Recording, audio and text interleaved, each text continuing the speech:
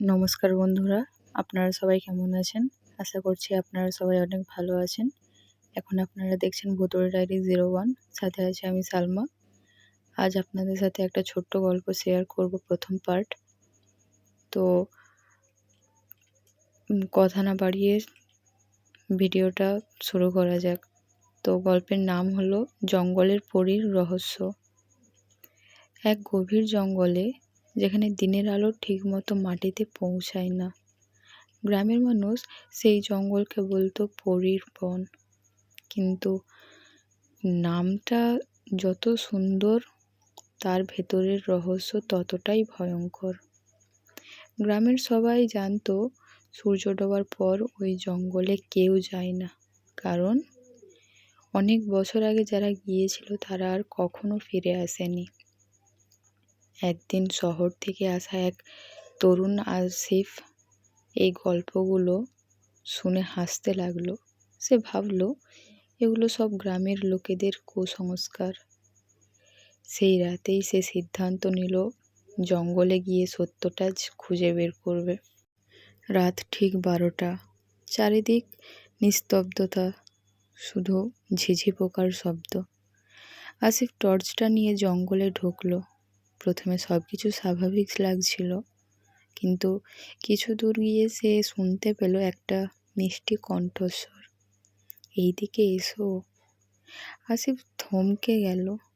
সামনে একটা আলো জ্বলতে দেখা গেল। সেই আলোয় ভেতরে দাঁড়িয়ে আছে এক অপূর্ব সুন্দরী মেয়ে। পরনে তার সাদা পোশাক, লম্বা চুল আর চোখে অদ্ভুত আলো। সে বলল, আমি পথ হারিয়েছি, তুমি কি আমাকে সাহায্য করবে? আসিফ একটু দ্বিধা করলেও তার সৌন্দর্যে মুগ্ধ হয়ে এগিয়ে গেল। কিন্তু সে যতই কাছে গেল, ততই তার মনে হলো অদ্ভুত একটা ভয় কাজ করছে। হঠাৎ সে লক্ষ্য করল মেয়েটার পা মাটিতে ছোঁয়া নেই, তার চোখ একেবারে কালো হয়ে গেছে। আসিফ পিছিয়ে আসতে চাইল, কিন্তু তখনই মেয়েটা হেসে উঠল, একটা ভয়ঙ্কর অমানুষিক হাসি।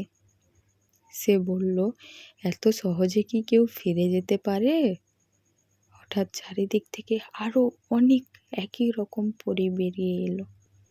তাদের মুখ বিকৃতি, চোখ রক্তবর্ণা। আসিফ দৌড়াতে শুরু করলো, কিন্তু যত দৌড়ায় ততই মনে হচ্ছিল জঙ্গল যেন তাকে ঘিরে ফেলেছে।